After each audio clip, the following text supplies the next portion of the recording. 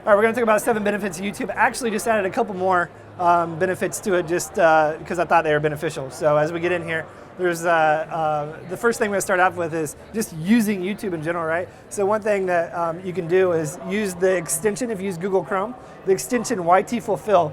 And what it does is it extends your YouTube video. So here I am on YouTube, I did my search, I found the video I want to play. If I played it here, we'd notice I'd have all these things. So in this view, all I do is hit the extension button and boom, it expands it automatically to full screen for us. The next thing is called turn out the lights, and very, very good extension, right? And so we can have our daylight and night switch, which basically changes our background, which you'll see in the next slide. And then we can actually turn off the lights, which will black out everything around it. So this is a picture of our day scene, okay? And so we can see how it's changed the background and how we view the YouTube channel. And then this is actually turning out the lights, where everything surrounding the video is off. You can actually change the color of what you want that to be, but now we have no distractions beside just the video here. One of the things that we have is a YouTube channel, right? So we want to identify, like, what is a YouTube channel?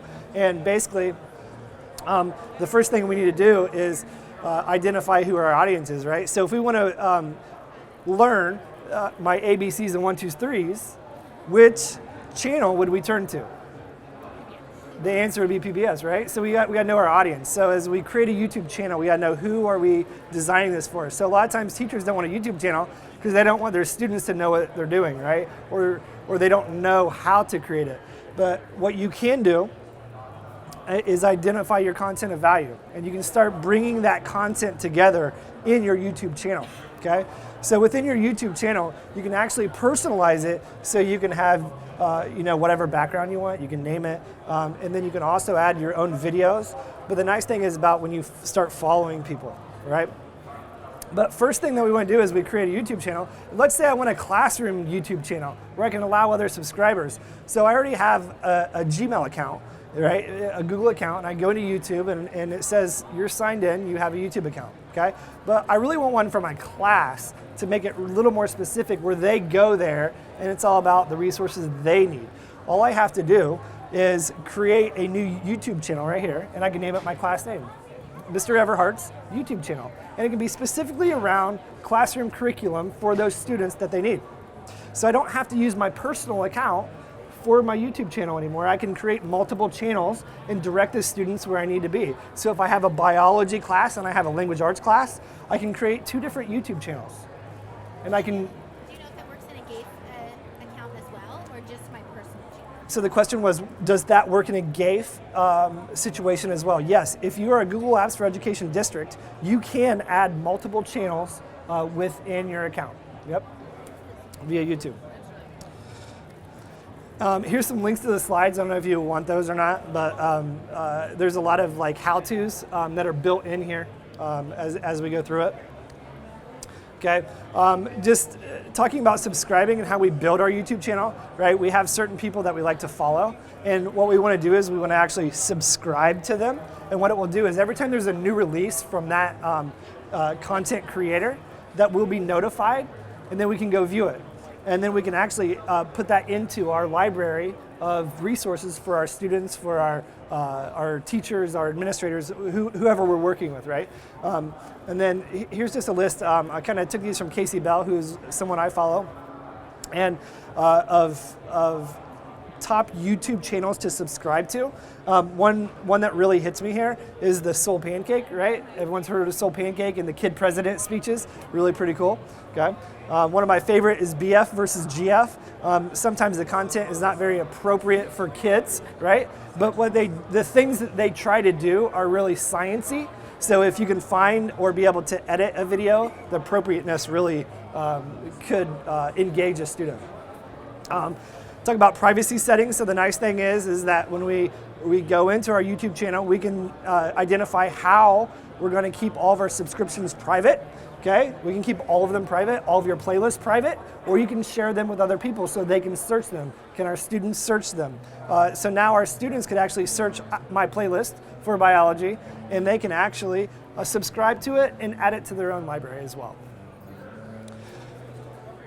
One other key is adding additional features. There's one thing on here that I'm going to tell you about, and I tell you for editing purposes, and it's the 15-minute rule, right? So typically, in the beginning, you only have 15 minutes, but you want to make it longer.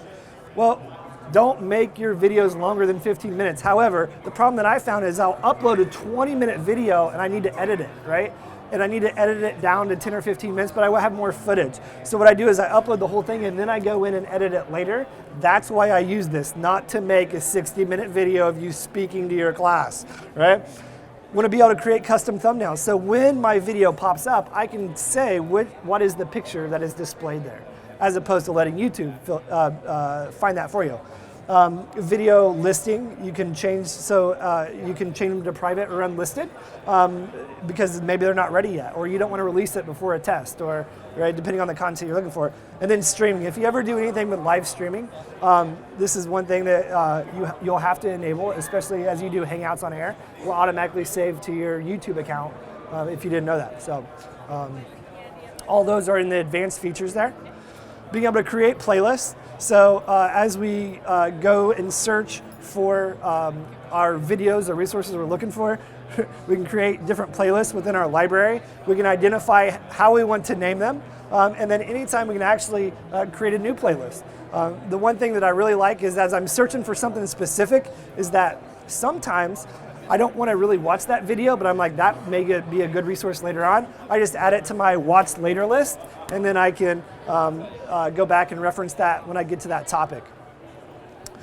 Creator Studio is one thing that's built into YouTube automatically. What it does, it allows you to create titles, captions. You can put emphasis on certain things, and then you can add links directly within your video. So let's say we're talking about a topic, but the kid doesn't really have the background knowledge because they missed a couple days. You can actually say, if you're lost, you don't know what I'm talking about, click here, and it will take them to the resource of what we were teaching. The couple days that they missed, or give them a background of what they need to catch up on. And it's really pretty simple once we get into Creator Studio. Your video, basically we've uploaded a video here. We've gone into Creator Studio, which remember how we created a YouTube channel? We clicked on our name in the top right. Well, all we do is click on our name in the top right, or our icon, and then right below our channel it says Creator Studio. And it takes you right in here. So you see your library, and this is one example of, I can create notes for my students that will show up here. I can determine how long I want that note to display as the video is going on, right? And then I can also add links that says, boom, here's what we need to do, okay? YouTube Capture is really, for someone who's on the go, likes to capture in the moment types of thing. It's an app that you can use on your device. It has very easy editing features built into it. You can also bring in videos that you've already have in your camera rolls, but it's very intuitive. You get footage at any time, and it's a direct upload to your YouTube account. So you don't have to necessarily edit there. But the nice thing is, right, is like when we start to do our video, right, there's times that we want to cut pieces out. That's what YouTube Capture does. It basically gives you like a parentheses, and you drag it and cut it off. So you can trim your video within the app like that without having to upload to an iMovie or other movie maker, some type of other software, right? And then you can edit it on any device. So those are the 7 tips of YouTube. Thank you for your attention.